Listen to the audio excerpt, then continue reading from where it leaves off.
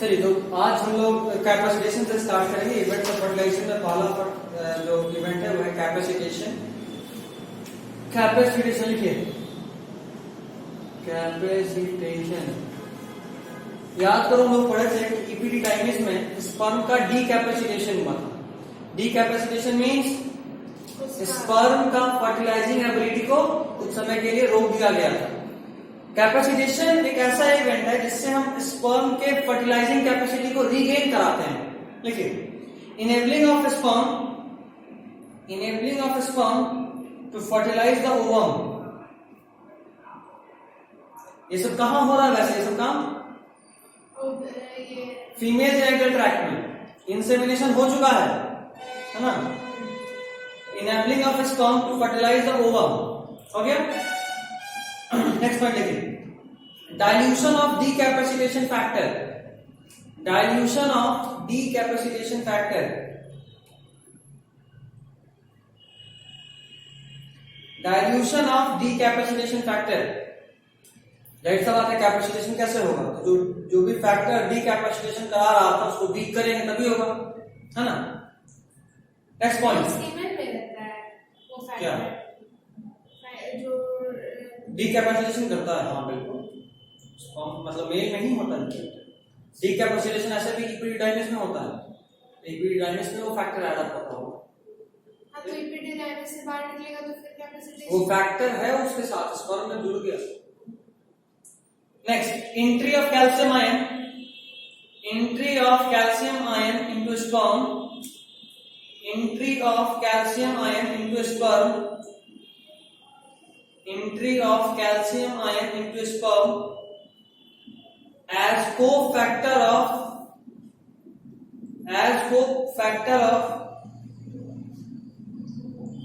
sperm lysine enzyme. As cofactor of sperm lysine, ये वो enzyme है, अभी आएगा क्या करता है बता दूं। Sperm lysin enzyme and V plus movement of tail. याद करो, बताया था कि स्पर्म का मूवमेंट मेल जेनिटल ट्रैक्ट में जिस वजह से होता है उसमें टेल का कोई रोल नहीं होता, हेड के मेम्ब्रेन की वजह से होता है, उसको बोलते हैं अनडुलेटिंग मूवमेंट। वही स्पर्म का मूवमेंट फीमेल जेनिटल ट्रैक्ट में टेल के हेल्प से होता है and that movement is called V plus movement. याद आ रहा, बताया था। तो लिखिएगा, and V plus movement of tail, V plus and V plus movement of tail,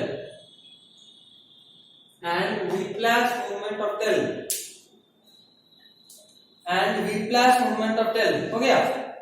next, weakening of acrosomal membrane. Weakening of acrosomal membrane. Weakening of acrosomal membrane. ये सब लोग जानते हैं कि स्पर्म के हेड पे एक्रोसोम होता है जिसके अंदर हाइड्रोलाइटिक एंजाइम्स होते थे। मैंने आप सभी को बताया था कि यही हाइड्रोलाइटिक एंजाइम स्पर्म के ओवम के अंदर पेनिट्रेशन में हेल्प करता है, और इसी एक्रोसोम के अंदर जो एंजाइम होता है उसका नाम है स्पर्म लाइसिन। ठीक है, तो कैपेसिटेशन हो गया। नेक्स्ट थिंग डालिए, acrosomal reaction. Acrosomal reaction.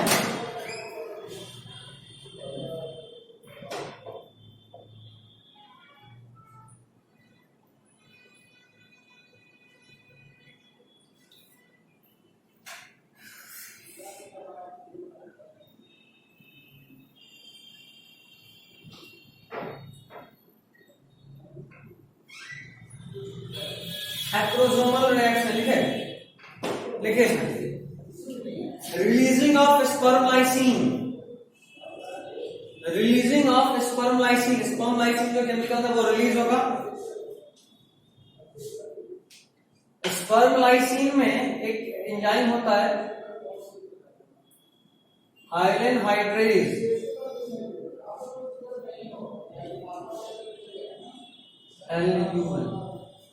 HYALUNHYDRS।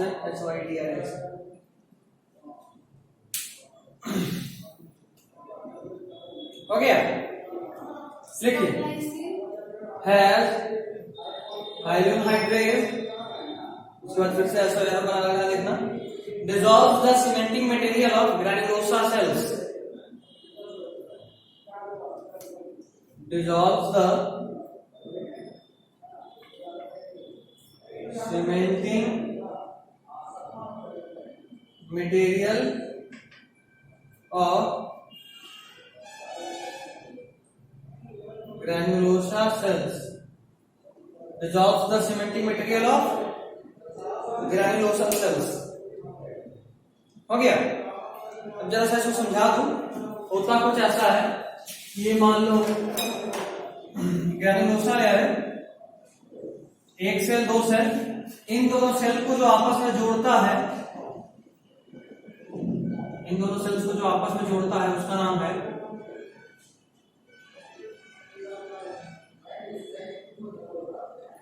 Hydronic acid. दो ग्रैन्युलोसा सेल्स को जो जोड़ता है, जो सीमेंटिंग मटेरियल, उसका क्या नाम है? Hydronic acid. ये जो स्पर्म लाइसिन है, स्पर्म लाइसिन में जो हाइड्रोजन हाइड्रेज है, ये इसी हाइड्रोनिक एसिड को डिसॉल्व कर देता है। अब अगर यही नहीं बचा तो ये दोनों सेल अलग हो जाएगा, तो ग्रैन्युलोसा सेल्स डिसॉल्व हो गया। ठीक, अलग हो गया। स्पर्म को अंदर जाने का रास्ता तो बनना चाहिए, तो रास्ता बना रहा। एक और पॉइंट लिखेगा, सीपीई, नेक्स्ट पॉइंट लिखिए, CPE, corona penetrating enzyme, corona penetrating enzyme dissolves the corona radiata. CPE, corona penetrating enzyme dissolves the corona radiata.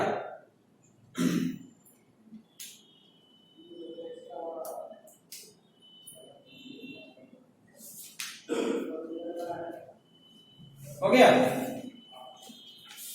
देखो, अगर कायदे से बात समझ में आ रहा हो तो सबसे पहले हम लोग एक के ऊपर जो ग्रैन्युलोसा सेल्स है उसको हटाए, उसके बाद पूरा का पूरा कोरोना रेडिएटा डिसॉल्व।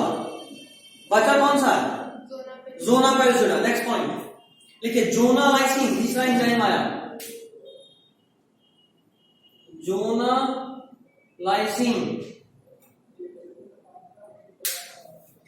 देखिए, it dissolves the zona pellucida at certain site, it dissolves the zona pellucida at certain site,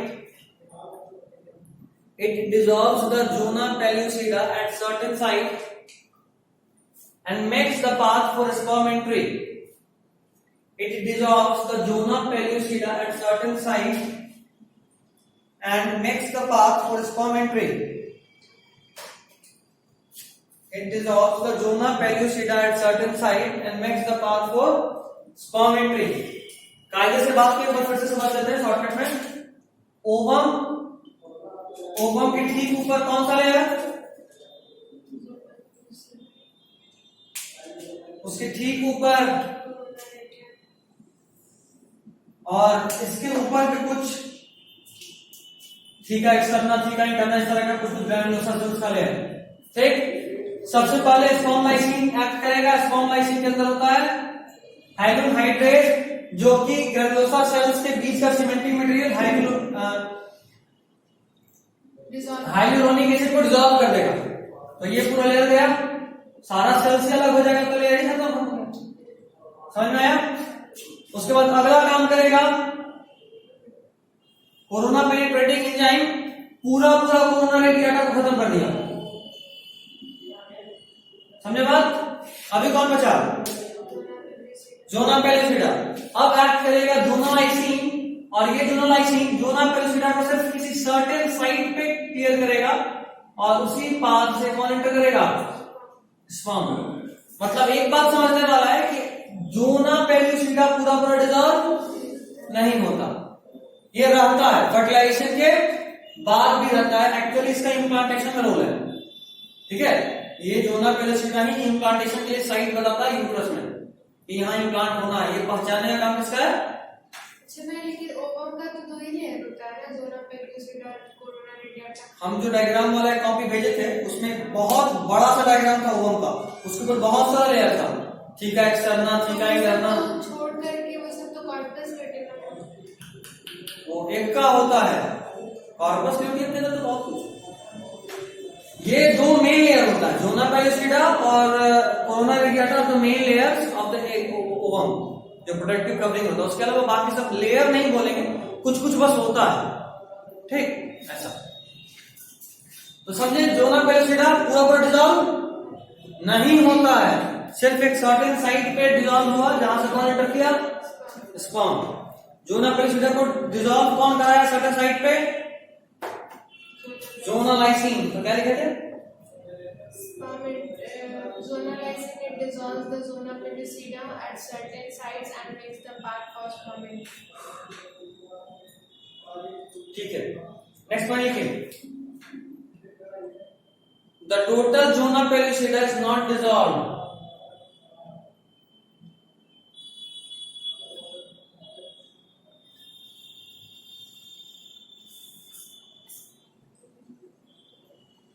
Zona pellucida. Zona pellucida, the total zona pellucida does not completely dissolve.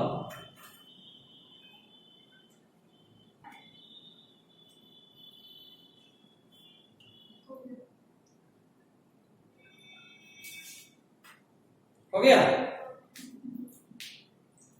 अगला heading compatibility reaction. सबसे पहला हम लोग क्या पढ़े, capacitation, उसके बाद acrosomal reaction जिससे कि सारा लेयर हटा, तीसरा कॉम्पैटिबिलिटी। देखो अभी मान लो किसी ह्यूमन फीमेल के अंदर हम जो इंसेमिनेट किए वो किसी मंकी का स्पर्म है, तो स्पर्म के अंदर ये सब केमिकल तो है, तो धनानंद से पहले फटाफट यूट्रस क्रॉस करके फैलोपियन ट्यूब में जाकर फर्टिलाइज कर लिया क्योंकि मंकी ह्यूमन से बहुत रिलेटेड है। ये सब जो केमिकल है ये सब उसको फटाफट से लेयर्स को डिसॉल्व भी कर दिया। मंकीज में भी ये सब होता है? बिल्कुल, एप्स में जो ह्यूमन के सबसे क्लोजेस्ट रिलेटिव है होता है, बिल्कुल होता है। तो इसका मतलब तो ये हुआ कि अब वो फीमेल के अंदर जो फीटस बनेगा वो एक मंकी का होगा, ये एप का होगा। जबकि क्लास 11th में हमने बायोलॉजिकल कंसेप्ट ऑफ स्पीशीज में पढ़ा था कि कोई भी दो स्पीशीज नेचुरली कभी भी इंटरब्रीड नहीं करेगा, ऑटोमेटिकली कोई भी जानवर नहीं बनेगा, अगर बन भी गया तो इनफर्टाइल होगा। जैसे कि म्यूल हमने पढ़ा, जो कि हम जबरदस्ती बनाए थे, म्यूल और हिनी। सिर्फ दो एक्सेप्शन था, कौन कौन, टाइगॉन और लाइगर, ठीक है। खैर ऐसा नहीं कि कोई भी स्पर्म अगर यहां तक पहुंच गया तो फर्टिलाइज कर ही ले। अभी तक तो एक तक पहुंचने का बात हो रहा था, आपने ओवम के ऊपर के लेयर को डिसॉल्व करा और एक तक आप पहुंच गए, बट अभी फर्टिलाइजेशन नहीं हुआ है। फर्टिलाइजेशन होने से पहले एक और स्पर्म आपस में बातचीत करता है थ्रू केमिकल, पहचानने के लिए कि क्या यही है वो, मेरा ही स्पीशीज है या नहीं है, ठीक है। तो लिखिए फर्टिलाइजीन ऑफ ओवम, केमिकल का प्रोटीन का नाम है फर्टिलाइजीन, fertilizing of ovum and anti-fertilizing of sperm, fertilizing of ovum and anti-fertilizing of sperm interacts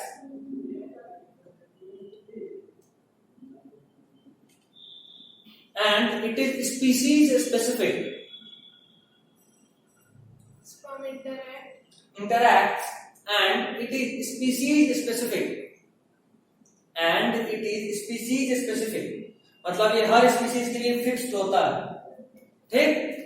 next point, as the sperm head comes in contact with ovum, as the sperm head comes in contact with ovum, it releases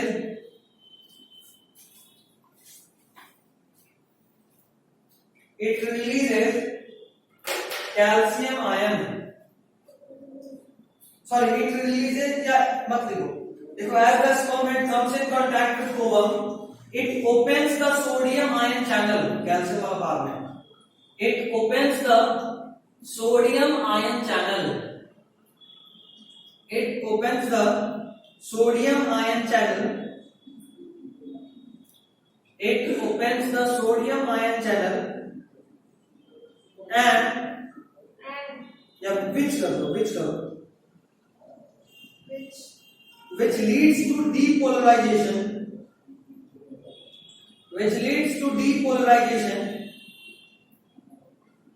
of plasma membrane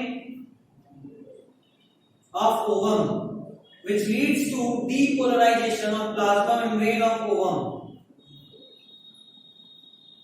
it is called, next point कर देना, it is called fast block to check polyspermy. It is called fast block to check polyspermy. लिख लीजिए, फिर समझाता हूं। It is called fast block to check polyspermy. हो गया? It is called fast block to check polyspermy. हो गया? Next लिखो, zona reaction and cortical reaction. पढ़ेंगे फिर से। चौथा, zona reaction and cortical reaction.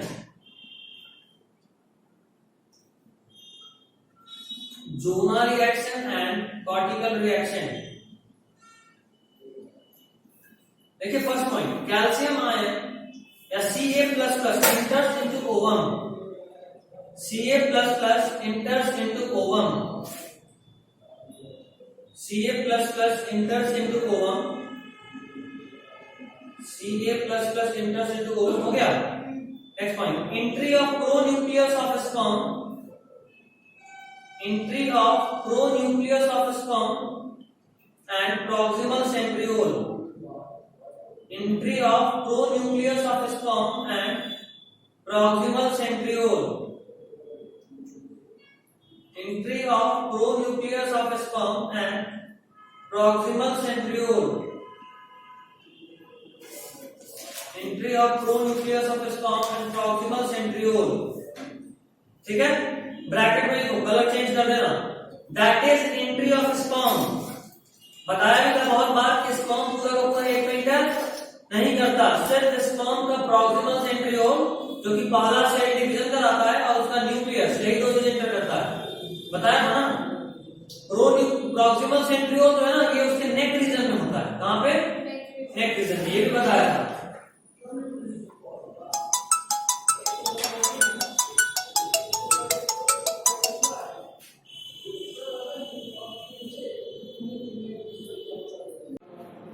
चलिए, तो this is called entry of sperm. हो गया ना? नेक्स्ट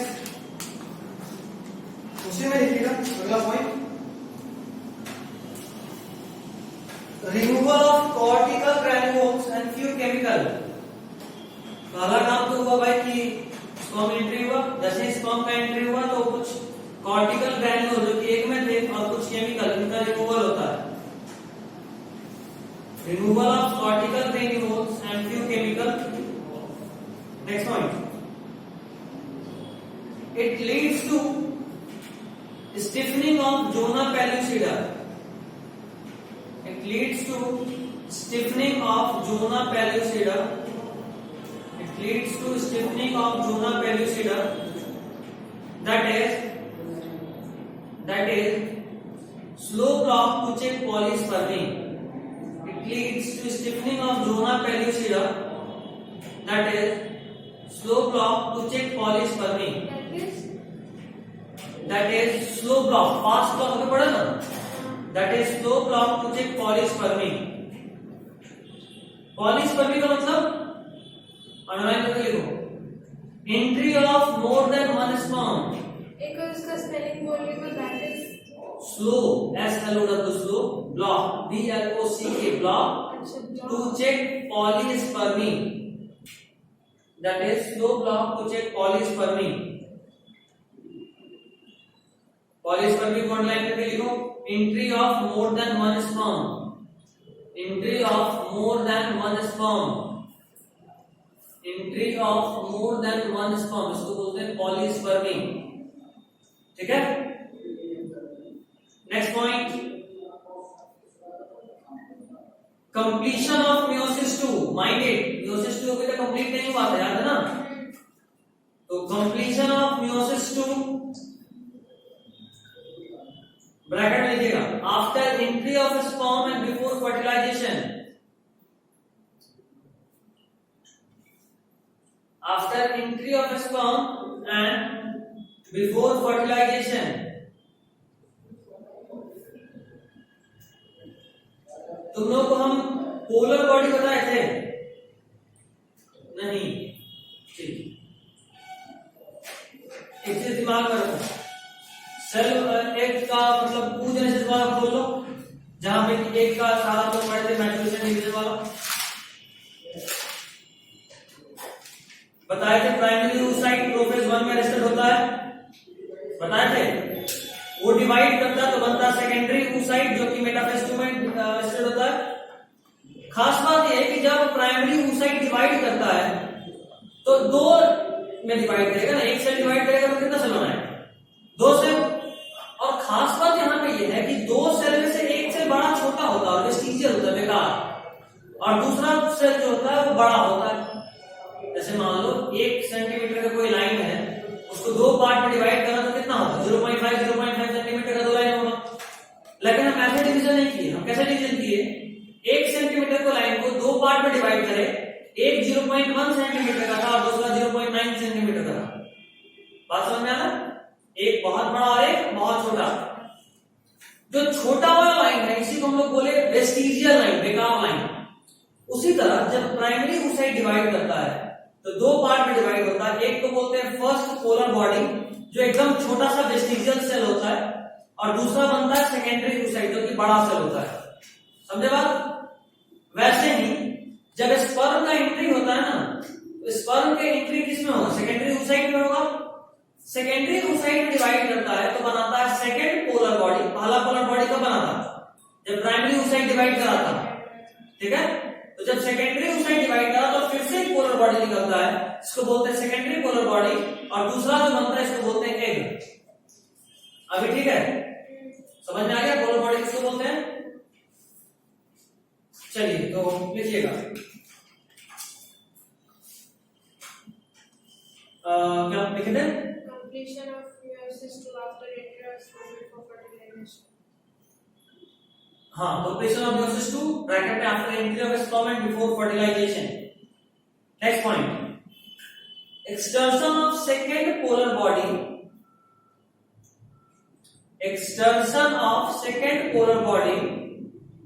और पता है ये जो एक्सटेंशन होता है सेकंड पोलर बॉडी का, ये इतना हड़बड़ी में होता है ना कि एक सेल तो बड़ा था, दूसरा वाला छोटा था, तो बेकार छोटा वाला सेल था उसी में सेंट्रियोल में डिवाइड करके निकल जाता है। मतलब ये कि 1 सेंटीमीटर के लाइन में, जैसे मान लो फास्ट ब्लॉक और स्लो ब्लॉक दोनों समझा रहा हूं, देखना ये मान लो मेरे पास एक सेल है, पहले फास्ट ब्लॉक बता रहा हूं, अच्छे से कलर दो।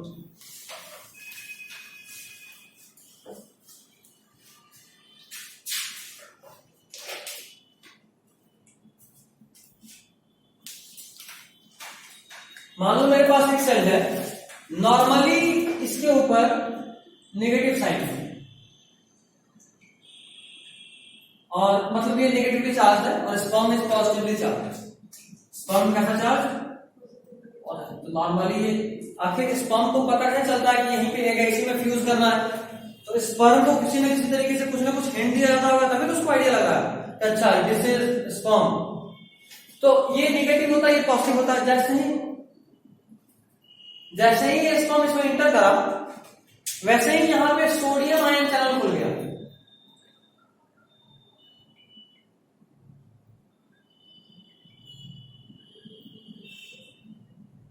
ठीक, अब हर तरफ से इंटर कौन कर रहा है? सोडियम। उससे क्या हुआ? ये सारा नेगेटिव किसमें कन्वर्ट हो गया? पॉजिटिव। तो एक स्पर्म तो इंटर कर गया, अब क्या होगा कि अब जो स्पर्म आएगा पॉजिटिव चार्ज के साथ, यहां भी पॉजिटिव चार्ज, इसको अट्रैक्ट करेगा या रिपेल करेगा? रिपेल करेगा। मतलब एक बार जैसे ही फर्टिलाइजेशन हो गया, अब ये एग पूरे तरीके से तैयारी किए हुए है कि कोई दूसरा स्पर्म फ्यूज ना करे, और ये तुरंत होता है, तुरंत। इसलिए इसको क्या बोलते हैं? Fast block. क्योंकि ये भी एक तरीके का ब्लॉक हुआ, तो फास्ट ब्लॉक को चेक पॉलीस्पर्मी। ठीक, अभी क्या हुआ कि जब स्पर्म इंटर कर गया, मतलब ये चीज हो चुका, अब कुछ समय के बाद धीरे धीरे क्या होता है कि यहां पे जो ग्रैनुलोसा लेयर था इस एग के अंदर, उसको बाहर निकाला जाता है। ग्रैनुलोसा लेयर और कुछ केमिकल को बाहर निकालते हैं। इससे क्या होता है? अब देखो, अभी हमको याद आ रहा है, थोड़ा सा देर पहले हम लोग पढ़े थे कि ग्रैनुलोसा होता है हाइलुरोनिक एसिड, और स्पर्म के हेड पे होता है एक्रोसोम के अंदर स्पर्म लाइसिन, जो रखता है हाइलिन हाइड्रेज, जो कि उसी हाइलुरोनिक एसिड को डिसॉल्व करके अंदर घुसता है। अब अगर यहाँ पे ग्रेनुलोसा सेल ही नहीं रहेगा तो क्या हाइड्रोजन का काम है? कुछ कोई काम नहीं। तो जैसे ही वो निकला तो ये जो एक है ना, एक हमेशा, लेकिन स्पर्म आया, इसका केमिकल इसको अंदर घुस गया। अब जो केमिकल को हम डिसॉल्व करके अंदर घुस रहे हैं वो केमिकल ही नहीं है, तो क्या मेरा स्पर्म उसको डिसॉल्व कर पाएगा? नहीं। और अगर इसको डिसॉल्व नहीं कर पाएगा तो क्या अंदर जा पाएगा? नहीं। तो हम क्या करते हैं कि एग के अंदर से ग्रेनुलोसा सेल्स को निकाल देते हैं। इससे क्या होता है कि इसका जो आउटर मोस्ट लेयर है ये बहुत स्टिफ हार्ड हो जाता है, ताकि अब कोई और स्पर्म इंटर ना कर पाए। तो इस वाले प्रोसेस में थोड़ा टाइम लगता है, इसको क्या बोलते हैं? Slow block to check polyspermy. ठीक, अभी क्या लिख रहे थे? ये देखो, ये है प्राइमरी oocyte। ये जब डिवाइड करता है तो इसका डिवीजन ऐसा होता है, एक छोटा सेल और एक बड़ा सेल। इसका नाम है पोलर बॉडी। यदि पहला निकला इसको क्या बोले? First polar body. और दूसरा वाला क्या बन गया? Secondary oocyte। अब क्या होता है कि इस सेकेंडरी oocyte में फिर से डिवीजन होता है, लेकिन कब? After sperm entry and before fertilization. ठीक, तो क्या हुआ? इसमें फिर से एक पोलर बॉडी बना, तो क्या बोले? Second polar body. और ये क्या बना? ऊटिड या फिर ओवम। ठीक, खास बात ये होता है कि ये वाला डिवीजन इतना फास्ट होता है, क्योंकि देखो ये डिवीजन कब हुआ? स्पर्म घुसा, स्पर्म एंटर कर गया है, कहां गया? ये स्पर्म एंटर कर गया है, लेकिन अभी फ्यूज नहीं हुआ न्यूक्लियस से, तो ज्यादा टाइम नहीं, एंटर कर गया तो फ्यूज तुरंत होगा। एंट्री के साथ तुरंत से डिवाइड करता है, और इतना हड़बड़ी में डिवीजन होता है। ये सेल का जो सेंट्रियोल था ना, जिसको कायदे से इसमें जाना चाहिए था, वो इसमें चला जाता है। तो इस वाले एक में सेंट्रियोल है क्या? नहीं। अब अगर हम सेंट्रियोल का फंक्शन याद करें तो हमको याद आएगा कि सेंट्रियोल सेल डिवीजन कराता था। तो अगर इसमें सेंट्रियोल ही नहीं है तो क्या ये डिवाइड कर सकता है? नो। इसीलिए स्पर्म का जो होता है हेड और प्रॉक्सिमल सेंट्रियोल जो उसके नेक में होता है, ये ही डिवीजन कराता है। मतलब हम सबके अंदर जो हमारा सेंट्रियोल है वो किसका आया? हमारे फादर से आया हुआ है। और बाकी सेल ऑर्गन जैसे मान लो माइटोकॉन्ड्रिया, ये कहां से आया? मदर से। क्यों? क्योंकि स्पर्म का तो सिर्फ सेंट्रियोल और न्यूक्लियस ही इंटर करा था, पूरा सेल थोड़ा नहीं इंटर करा। माइटोकॉन्ड्रिया ये सब तो नीचे वाले मिडिल पीस में था जो इंटर करा ही, समझे? अभी देखो कुछ बात और बता रहे हैं। यूं तो जेनेटिक्स का है कायदे से, और जेनेटिक्स में भी ग्रेजुएशन लेवल का, बस बताता रहा। बात ये कि हम सभी लोग जानते हैं कि कुछ सेल ऑर्गेनेल होते हैं सेमी ऑटोनोमस। कौन कौन से? Semi autonomous cell organelle cell में पढ़े थे आप। प्लास्टिड और माइटोकॉन्ड्रिया दो ऐसे सेल ऑर्गेनेल हैं जो सेमी ऑटोनोमस है। और सेमी ऑटोनोमस की में इसका जवाब ये है, पहला चीज वो दोनों ही डबल मेम्ब्रेन है, दूसरा दोनों के पास अपना डीएनए भी होता है, दोनों के पास अपना डीएनए होता है, और तीसरा, ये सब पूछा हुआ क्वेश्चन प्रीवियस ईयर में, और तीसरा ये कि ये जो ऑटोनॉमस के लिए शायद अपना दूसरा वर्ड था सेमी ऑटोनॉमस। क्या बोल रहा था? एक तो उनमें डबल मेम्ब्रेन होते हैं, दूसरा उनमें डीएनए, और तीसरा उनके पास अपना राइबोसोम होता है। मतलब ये कि उनके पास अपना जेनेटिक मटेरियल, मतलब ये कि उनके पास अपना डबल मेम्ब्रेन स्ट्रक्चर है, मतलब कि वो रिस्पायर भी कर सकता है, एटीपी बना सकता है। जाहिर सी बात है दोनों ही एटीपी बनाता है। क्लोरोप्लास्ट में भी एटीपी बनता है और उसी को यूज करके हम लोग फोटोसिंथेसिस करते हैं प्लांट। हाँ, प्लांट। हमारे अंदर माइटोकॉन्ड्रिया, यहाँ पे डबल मेम्ब्रेन है, यहाँ पे एटीपी बनता है जिसको हम लोग यूज करते हैं। तो अपना जेनेटिक मटेरियल, इसमें इंफॉर्मेशन है, अपना राइबोसोम, मतलब आप उस डीएनए को एमआरएनए में कन्वर्ट कीजिए और एमआरएनए से प्रोटीन बना लीजिए, तो आप अपना प्रोटीन भी बना सकते हैं। मतलब आप एक हद तक खुद पे इंडिपेंडेंट है, लेकिन कुछ कुछ चीज के लिए आप डीएनए मतलब न्यूक्लियस के कंट्रोल में है, इसलिए इनको ऑटोनोमस तो नहीं बोलते, सेमी ऑटोनोमस बोलते हैं। क्या बोलते हैं? Semi autonomous. तो बात यह है कि माइटोकॉन्ड्रिया में डीएनए है तो कुछ तो कैरेक्टर वो भी कैरी करता है।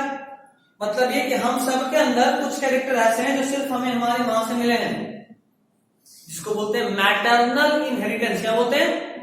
Maternal inheritance. ऐसा क्यों बोले? क्योंकि एक से ही माइटोकॉन्ड्रिया हमारे में आता है, फादर का माइटोकॉन्ड्रिया हमारे में नहीं आता।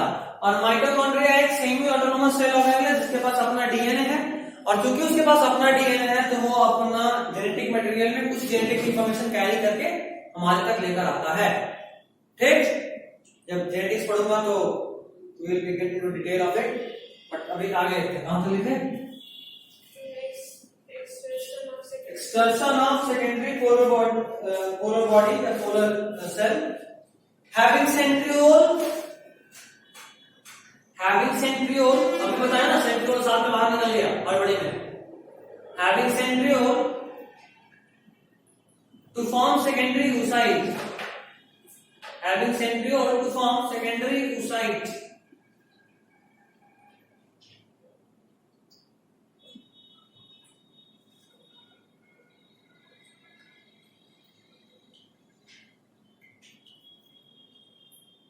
Having centriole to form secondary oocyte, ठीक है? Next point.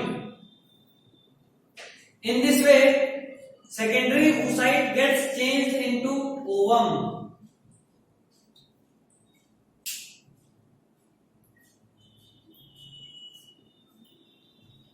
In this way, secondary oocyte gets changed into ovum. In this way, secondary oocyte gets changed into ovum. Okay. Next point. Hence, diploid nucleus is formed. Hence, diploid nucleus is formed. Okay.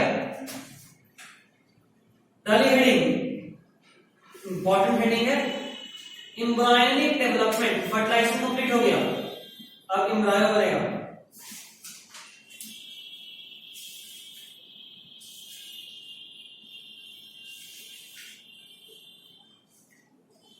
Embryonic development 3 दिन में chapter खत्म होना चाहिए, 2 से 3 दिन में। लिखिए steps of सबड़ी बना लो, steps of embryonic development.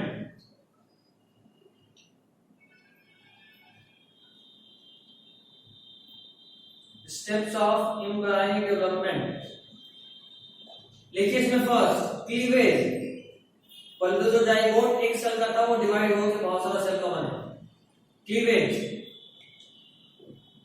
Next point, blastulation and implantation. Blastulation and implantation, blastula बनेगा और इम्प्लांट होगा।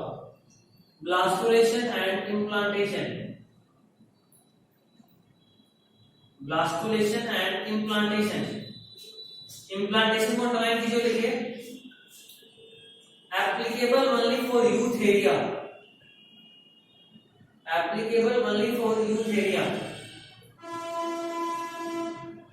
नेक्स्ट देखिए तीसरा, गैस्ट्रुलेशन। गैस्ट्रुलेशन,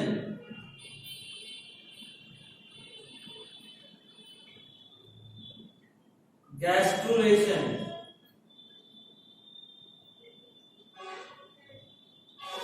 चौथा लिखो ऑर्गेनोजेनेसिस।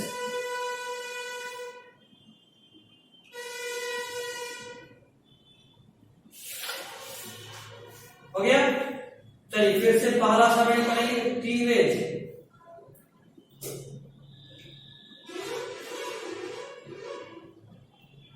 देखिए first step of embryonic development,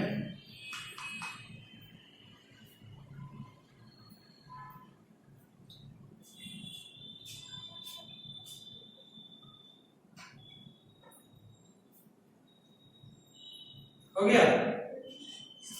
next point,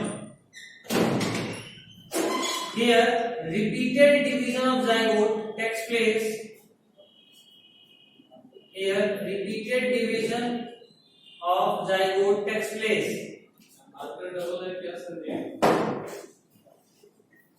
repeated division of zygote takes place. ठीक है?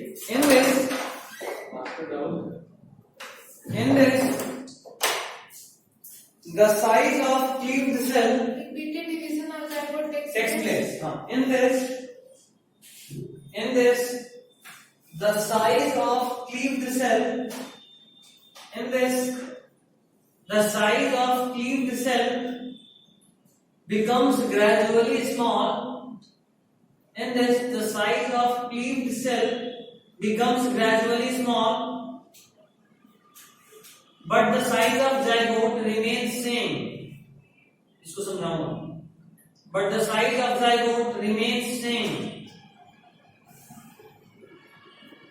Okay? But the size of zygote remains same. Right side again.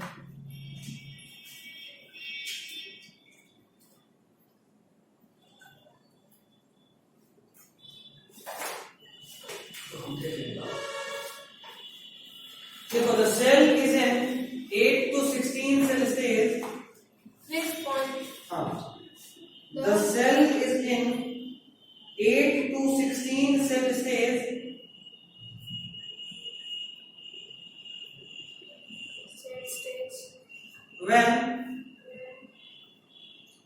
When it reaches the uterus.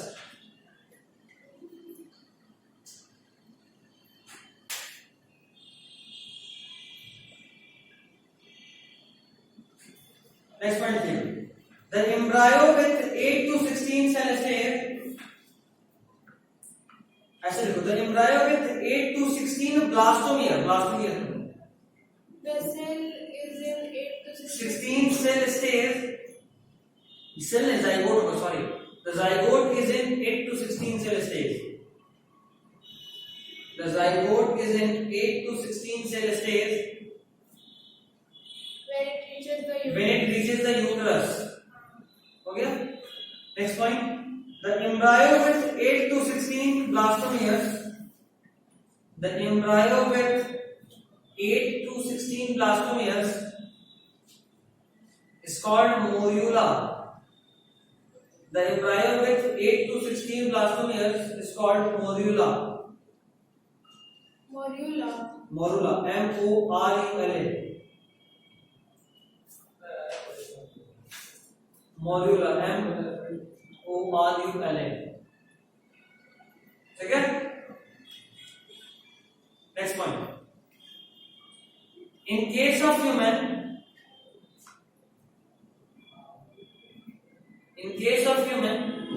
cleavage means cell division. In case of human, cleavage begins in fallopian tube.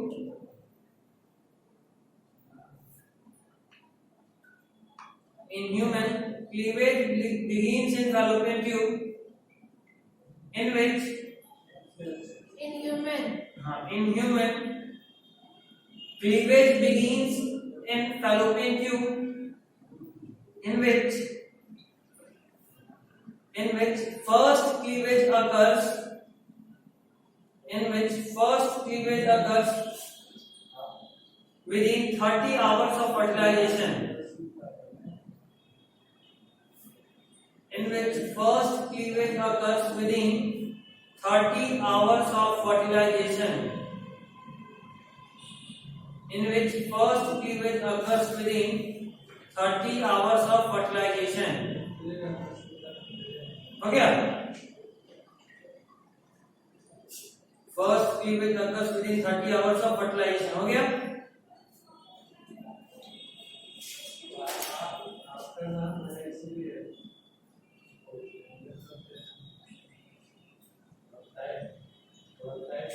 Next one.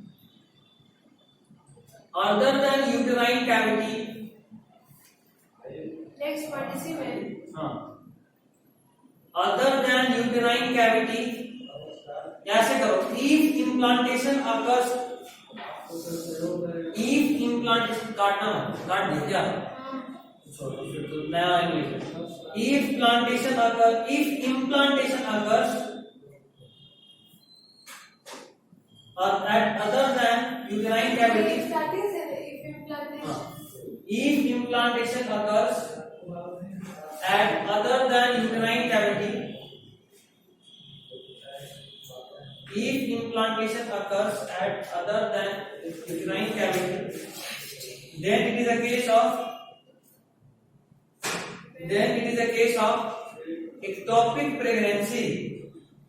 Then it is a case of ectopic pregnancy. हाँ sir, एक minute.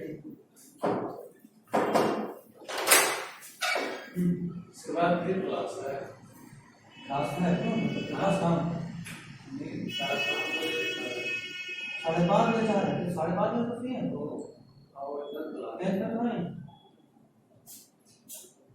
अभी क्या जरूरत है क्या 4:30 से जरूरत है 4:30 से खाली हो सकते हैं मतलब फिजिक्स में बहुत बढ़िया अच्छा उधर हाँ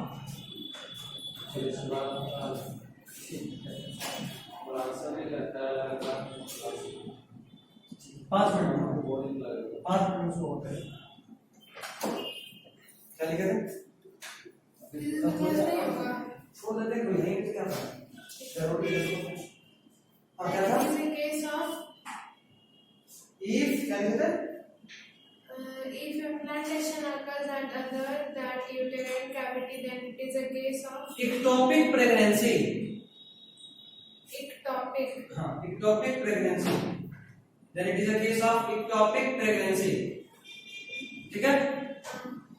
चलो सुमन चलिए this is all for today.